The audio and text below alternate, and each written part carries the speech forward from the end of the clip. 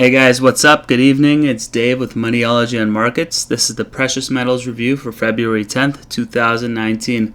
It's late out here in Los Angeles and it's been a long day, but I've promised to do a generic precious metals market review. So here we go, and let's take a look at what's taking place in the PM space. So start with a couple of futures charts. Here's gold as I see it from a weekly perspective. And here's the I don't want to say it's a bearish wedge, but here's the wedge that we're building right now in gold. And I think ultimately we're going to make a run towards that 1370, 1380 before we pull back here some. And so I think there's some significant upside. Why I'm positive right now on gold is this positive momentum here. We're approaching that 69.70 level of RSI, which is the exact place that we pulled back from last time we hit at 1377. The one difference is we're only at 1331, and momentum is much higher today than it was before. Momentum always leads price. That's my rule in approaching the markets, and that's what I think we are seeing right now. So a lot of positive developments, and this is just one of them. Here we go with palladium. Palladium's in this kind of bearish wedge here as well, but it's got massively positive divergence, and so not every bearish wedge resolves in a bearish move, but eventually it does break down or break out. So let's see what happens here. 1400 is a critical area for palladium. Unfortunately, there aren't too many ways of playing palladium right now from a precious metals equity. I mean, we've got Sibanye, to my knowledge, and maybe a couple of names in South Africa like Anglo or Impala, but not too many names. Now, platinum is the most frustrating of metals here.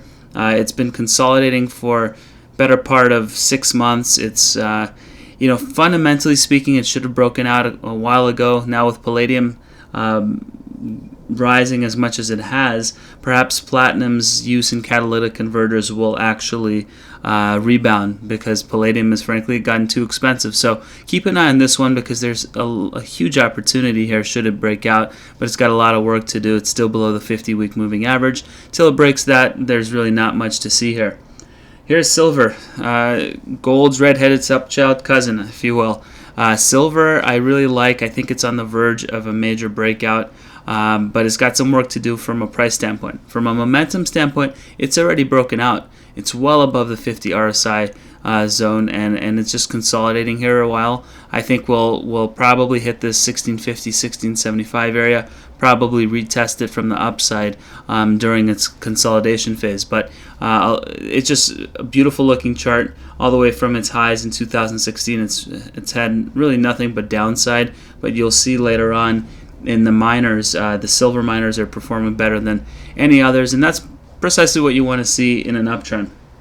Here's the US dollar weekly chart. So the US dollar has bounced very nicely off of its 50 RSI, no surprise. It's bounced very nicely off of its 50-week moving average, no surprise. It's finding itself above the middle Bollinger Band, which is very positive for the dollar. However, when you look at the UUP, which is the index that mimics the dollar, there's a lot of negative volume trend. In other words, volume is dropping lower with every consecutive day it goes up, and that's a sign that this move up is kind of exhausted. What I will be interested in seeing is if this particular move develops into an inverse head and shoulders. Ultimately, my hunch is that we move lower, but let's watch price dictate what happens. If it breaks out above 97, you know what? The dollar wants to move to 100. If it breaks below this 50-week moving average at effectively 95, I think we head lower to 92, and I think ultimately this is a big. Some folks see this as a consolidation. I see this as a rounding top. In fact, if you look at it, you step back a little bit. This is a head.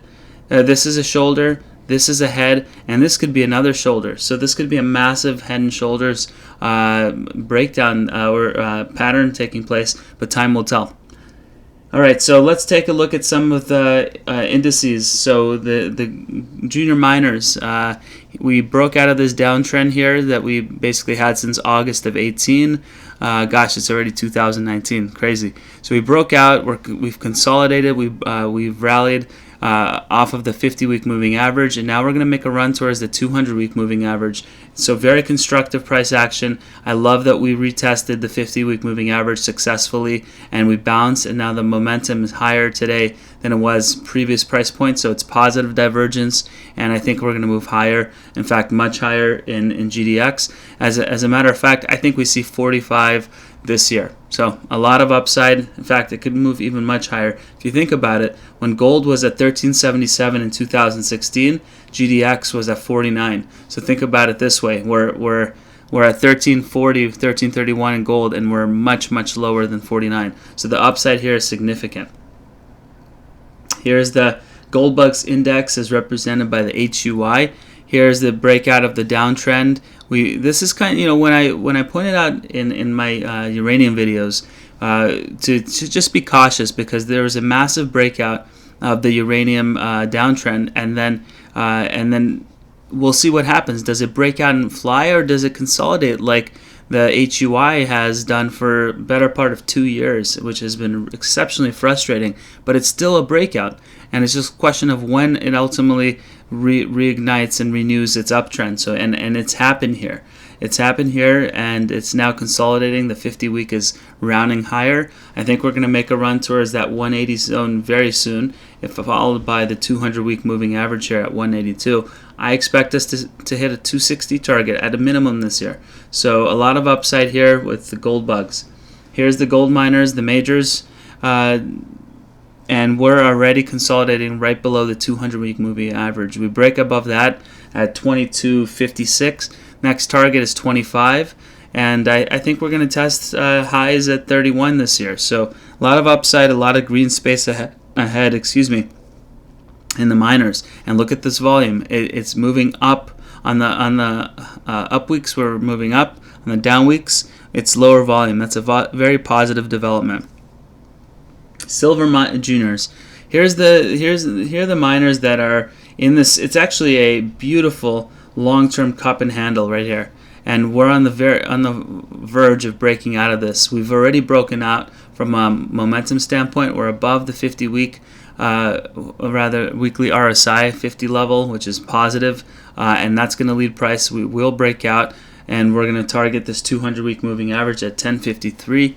Probably break out above it, and then probably test it below back to the 10 area. But I really like silver miners here. Grab them while you can at these prices.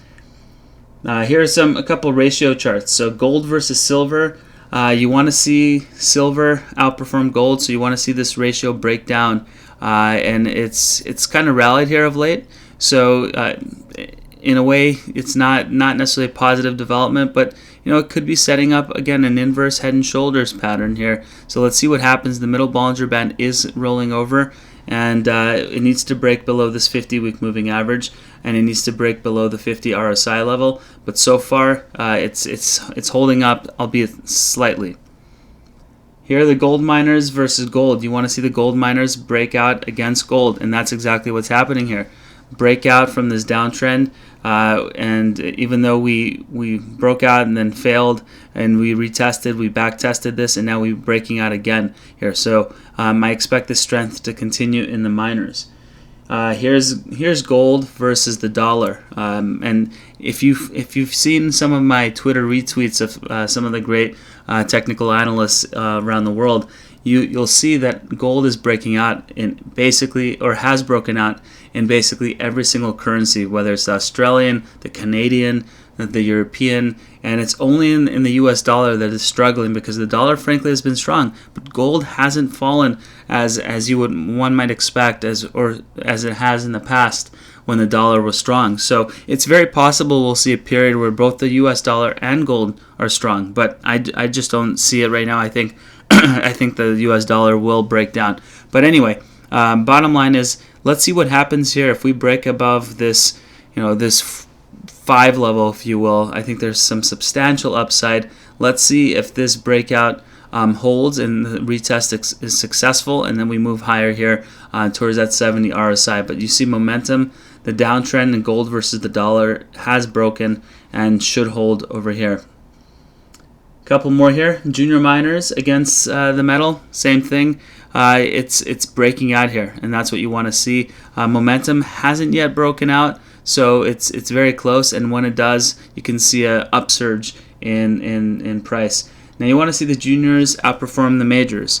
Right now we've got some work. The juniors have some work to do in this capacity. So this is the one chart that gives me some pause here that suggests maybe they're not ready yet, but it needs to break above that 50 and above this downtrend here in RSI to really confirm this up move in the miners. Couple more here. Here's the silver juniors against the silver majors. You see that this is a very positive upward trajectory, kind of stair-step pattern, and I think it's setting up for a big break above the 50 RSI. Here's platinum against gold. You want to see platinum break out against gold if platinum's going to get any upside momentum, and although we had a fake breakout here, this has been nasty, and so there's nothing really to see here at this point. Here's another view of silver versus gold, kind of the inverse of what we saw before. It needs to break above this uptrend or downtrend here to have some sustainable upside here. It needs to break above the 50 RSI. It's consolidating right below it, and I think it's just a couple weeks probably away from its next leg surge higher. Guys, overall, precious metals are an area that you really want to be focused on right now. This is a once-in-a-lifetime opportunity, in my humble opinion. A lot of great names use consolidations as opportunities to add or initiate positions. Know your time frame. It's very important to know your time frame. You know, some folks are trading in and out, and that's fine because there will be a lot of consolidations and pullbacks, and you can, some of these pullbacks might drop a position 20%. But if you're investing from a longer term 12 to 24 month perspective, as I typically like to do with my core portfolio, then these sort of pullbacks don't bother me so long as the overall trend is higher. But ultimately, know your own psychology. Are you a day trader? Are you someone who just likes to hold onto quality names and just use opportunities to buy?